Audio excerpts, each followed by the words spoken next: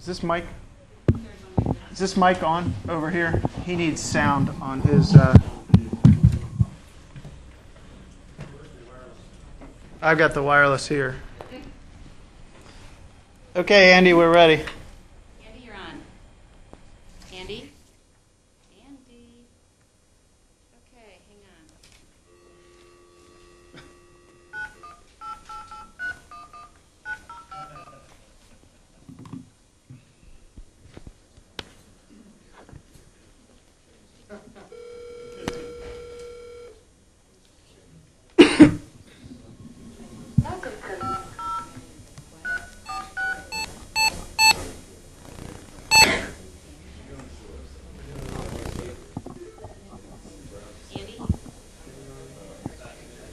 Andy, are you there?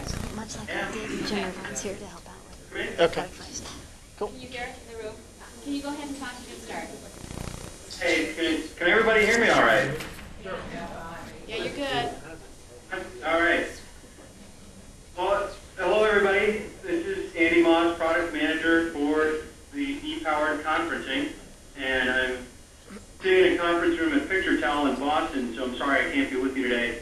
Obviously, the audio conferencing technology allows us to be together. So first question, Kirk, do you have the slides? I have the slides. They're up. Okay. Do you have audio or not? We're going to try. Good try. Okay. I'm on the title slide. We're going to synchronize. I'll just basically say next and have you hit the space bar to go to the next. Sounds good. To advance. All right. And then when I say audio, try hitting the audio. There's like a little speaker icon. And Gotcha. insert it. Okay. Yep. So the first thing next. First thing I wanted to do was level set the audience on ePowered conferencing and take a minute to talk about what Enron Communications is doing relative to this space. And it's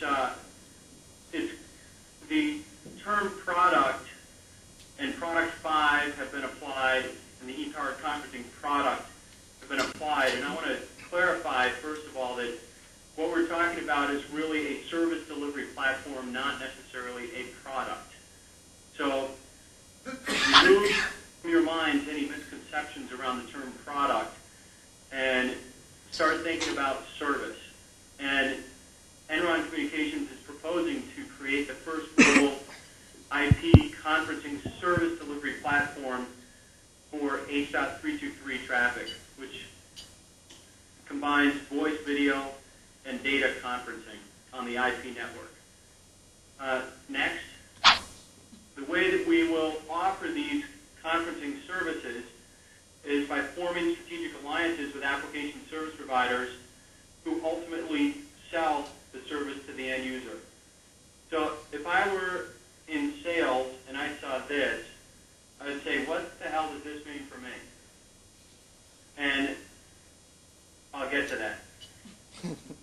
But basically, it means that the people in the room right there are not selling a product to the end customer in the form of conferencing. We are partnering with ASPs who ultimately will do the sale to the end user and who will ultimately bill the end user for that service that's delivered. Next, the way we create revenue is by doing a revenue share deal with the application service providers on the services the Enron delivers to the end user. And next, to that point, we will market those conferencing services through our ISP distributors, give them a cut of the action. And we don't have the sales structure, commission comp structure set, unless somebody else has done it without my knowledge, around the conferencing service. But there needs to be an incentive, and will be some kind of an incentive for the people in the room right now to promote the conferencing services to the end users. So when you're sitting in front of a customer and they say, what do you got for conferencing, you have a financial incentive to do that. Next. let's talk about the market size for a minute. I want to go through just some quick market statistics. So the total market right now for video conferencing globally is $8.5 billion or so. Kirk, you want to try the audio, see if it works? Why make trillions when we could make millions? That's a little quote from Austin Powers, if you're not aware. Can you hear that or not? Speechless. 3/4? Okay. Well, Dr. Evil is a little confused on the fact that trillions is more than billions, but the point is that it's a fairly large market, and the statistics below show that there is aggressive growth in that market. Next, I'm going to talk about some of the challenges facing the market right now. There we go. I could get the audio cues from you now. System price and quantifiable return on investment. Next, cost availability of bandwidth, which we all know near and dear to our hearts. Next, ease of installation, setup, configuration, and use of the conferencing systems. Next, inferior video quality. It's not always been the best picture, especially on IP, and even over ISDN at times. Next, there's been a lack of compelling applications for the technology. People are pretty comfortable with the telephone and meeting face-to-face, not always sure why they need to meet over a video conferencing product. Next, and there's been limited deployments of video conferencing equipment. So frequently, if somebody's got a system and they want to do a video conference, they can't because the other person that they would like to talk to doesn't have the necessary equipment. Next, what are some of the market trends? First point. Next, the commercial market is experiencing slower growth, higher revenue, and margin due to unit costs. All right, I'll just kind of blast through these because this is all just framing the market for you guys. Next. Did you get that, Kirk? Yep. And the growth's been restrained by the availability of broader bandwidth networks and quantifiable ROI and applications for video conferencing technology. Do you want to hit the audio?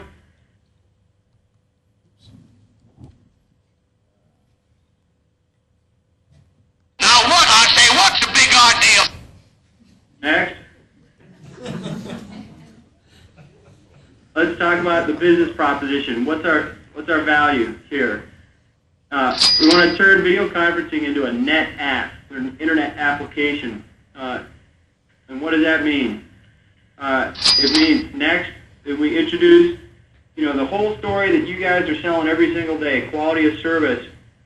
And in the conferencing and collaboration services market, that means QoS over IP, which is something that until this date has really only been attainable through ISDN services with dedicated virtual private networks or ATM technology. Next, we are going to partner with product manufacturers and integrated service providers to create a comprehensive service offering. So we need end-to-end, and we can't do that with just having a network. So that means we're doing deals with the people that know this technology and have good products. Next, and ultimately we intend to build demand for these services through proving our return on investment with applications that are meaningful to the enterprise and ease of use to the end user. Next, this we expect will expand the overall market, accelerate growth rate, and really explode the video conferencing market from an $8 billion plus market to $20 billion and beyond over the next 3 years. Next. So what is this service that Enron's putting together? Next.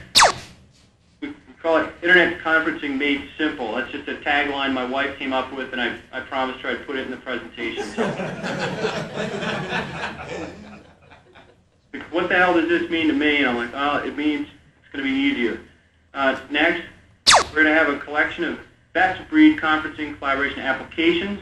So that means a range of applications, not just one or two, but a collection of the best from the market leaders.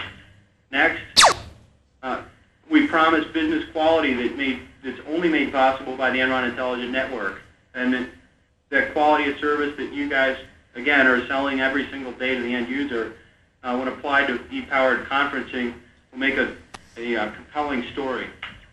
Next, these services will be accessed via a web browser, so that makes them easier to use. People are familiar with the browser interface and will have less hesitation attempting to conference when they go through their web browser to access these services, rather than opposed to the idea of going to a conference room and looking at this big imposing system that no one's really sure how it's set up unless you call some guy from the IT department that's usually too busy to help you out.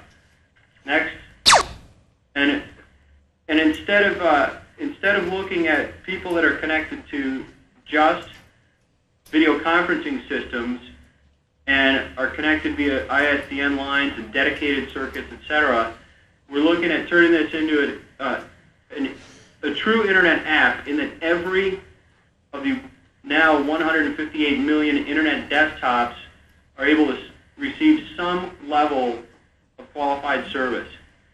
And that means universal availability and ubiquity. I had to sneak ubiquity in there because that, I'm sure, has been mentioned at least once in every presentation today. That means not telling everybody that they can video conference over the internet, but it means that our network will assist people in accessing some level of service. And I'll go into a little more detail on that in the future. Next, let's talk about what this means to the customer. We're talking about group communication at your fingertips. That means sitting at your desktop and having access to a variety of services that are above and beyond email, or if you have a video conferencing system, above and beyond just a two-way video conference between yourself and someone else. Next.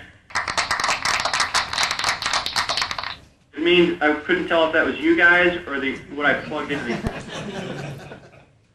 it means choosing a level of service based on your needs. Now we all know, and this is difficult for me because I cannot see you, but we all know we've dialed into an audio conference at one time or another, you know, the typical standard con call, and kept half an ear on it, hit mute, done our email, occasionally gone to the, you know, the cooler for a, you know, another refreshment or something, and not necessarily paid 100% attention. And we've done that because we've only felt we needed to keep an ear on what's going on in the conference call. And now what we're saying is at your desktop, you should be able to choose what you need and then choose it from a web page. Next. Available levels of participation are everything from high quality of service, two-way interactive video conferencing, to a streaming, a low bit rate streaming solution of a conference that's taking place, either a video stream or an audio stream even. It could be a real player audio stream only that you can get over a 14.4 connection when you're, you know, in some power plant in India, which we know is not going to happen to any of us unless we don't sell or meet our quotas. And then this proposes that we start to introduce effective group collaboration without limits. It means being able to collect a group of people and let them work together without being limited on the type of access that they have, if it's high bit rate, low bit rate, camera, no camera, telephone, you know, that's got a speaker on it or not. So it's starting to introduce a new type of communication. Next. Scheduling and receiving fulfillment of these services, they're in an automated format from your desktop computer. So again, this is high level, and I don't want to go into all the detail on how all these things should work, but to give you an idea of what the customer experience is going to look like. Next. This is a really bad characterization of what the website might look like. But it's just to give you an idea, if you take a look at a screenshot of buttons all the way down the left side that offer you various levels of service, various levels of participation, and actually various applications from different vendors.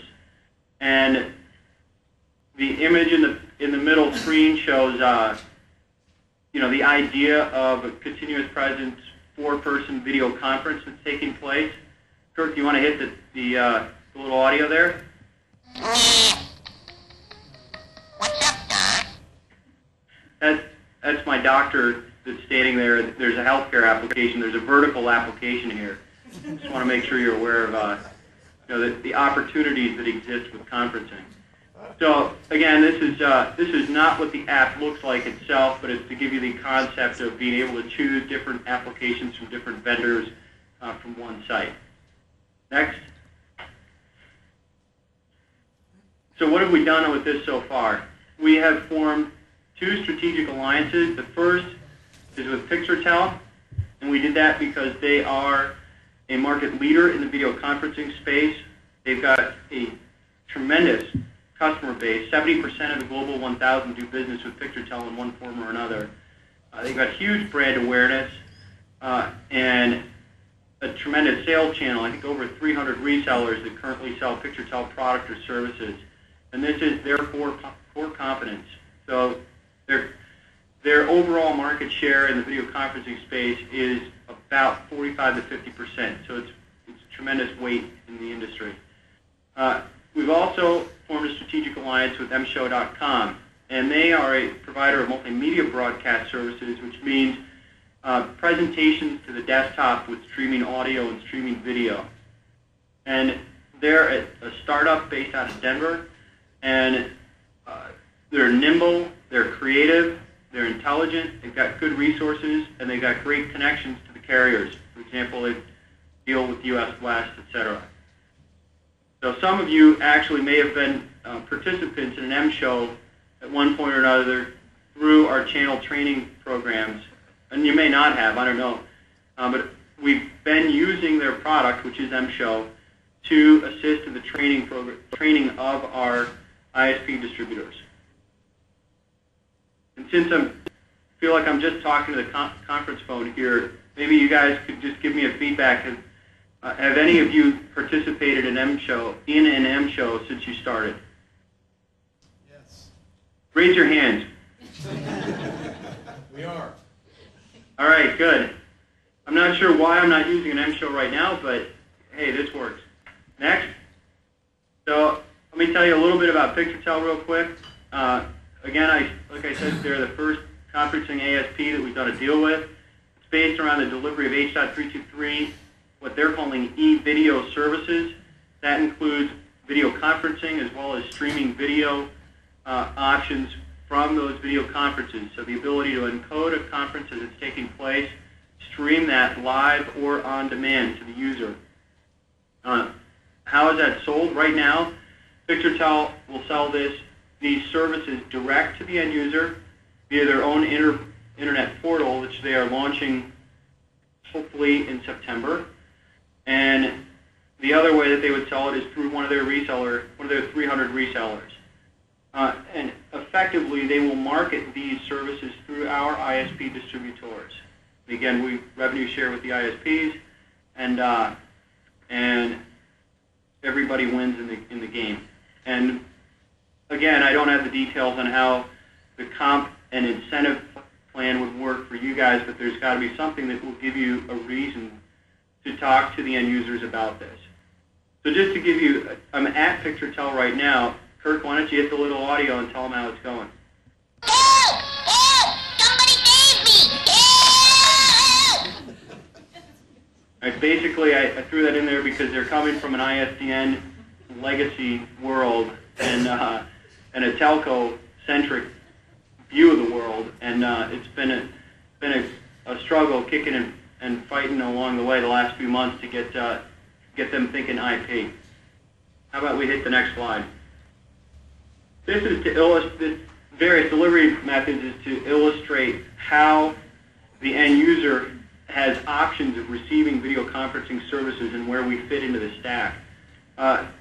80% of the domestic video conferencing services delivered today are over the public switch telephone network using ISDN lines. I don't know the other 20% fall somewhere on the rest of the stack, but end users, represented by major corporations would be receiving these services over either dedicated ISDN or IP circuits that they would use for a virtual private network, or over the internet. And as the EIN bullet shows, they can either receive it through a direct connection from our network or through one of our ISP distributors. And this should help also illustrate the flow of PictureTell as the application service provider delivering services to the end user through those various mediums. And I stuck the reseller at the bottom there to show that there is the potential for a reseller in that value chain who is selling to the end user. And again, I want to try to leave a few minutes for Q&A, so I'll push through to the end here. Next. Does everybody have a hard copy of this or not? No. Oh, okay. Apparently we'll be aggregating all the presentations and distributing them electronically.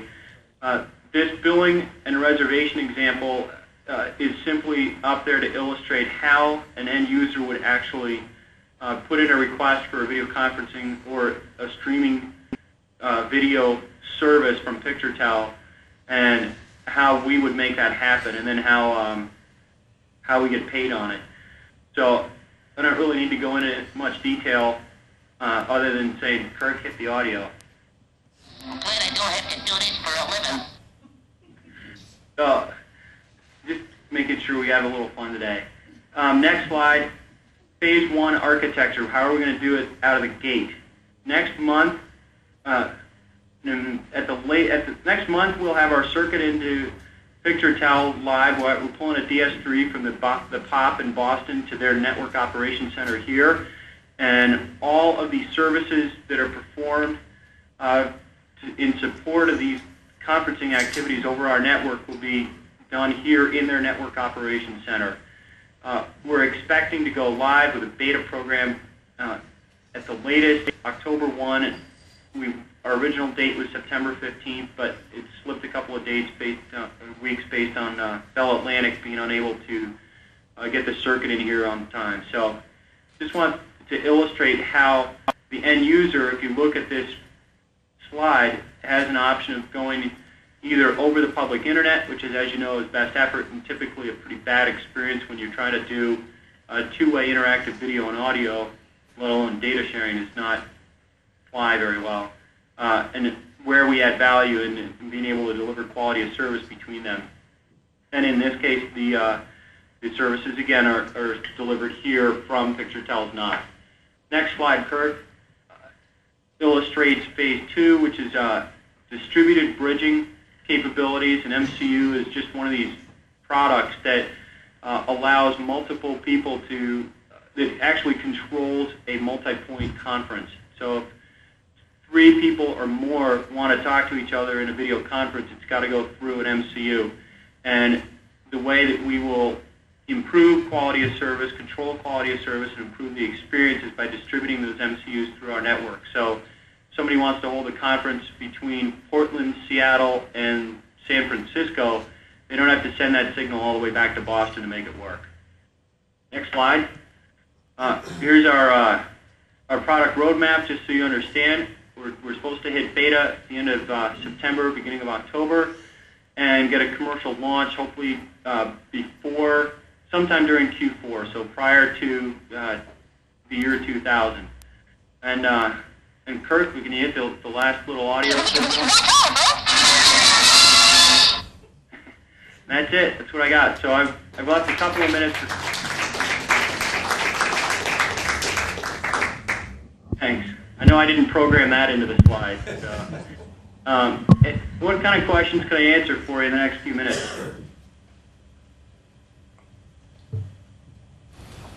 What are you in Boston talking to the PictureTell folks about? What's that? What are you talking to the PictureTell folks about in Boston? What new exciting things are happening with our relationship with them? Well, I'm basically talking with them right now about all the last-minute details on how we're going to make this thing work between our network and their operations center, and talking about the sales model so that we have a clear understanding on who's selling what, how it's getting sold, who gets comped, and making sure that we clear up any misunderstandings or issues that might present a problem with us in the sales channel, which again is a little challenging because you guys are all there and I'm not, but talking to it so that I better understand their sales model with the services.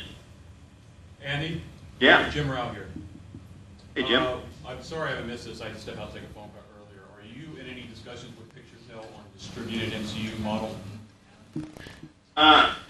They're aware of our intent to build that capabilities into the network, although our main focus right now is phase 1 service availability and centralized bridging. Very good. Thank you. Yep. There can't be just 2 questions after 30 minutes of me going on. You were that good. You guys are sharp. Hey Andy, how do you think this is going to improve the revenue generation for PictureTell? Do you think this will drive revenues for them in year 2000? Oh, absolutely. If you think about product versus services, services have a much higher opportunity for profit margin, and actually demand for services is much greater than demand for product right now. So I think that PictureTell is in a position to realize significant increases in revenue once this thing's off the ground and proven to be a successful offering to their customer base.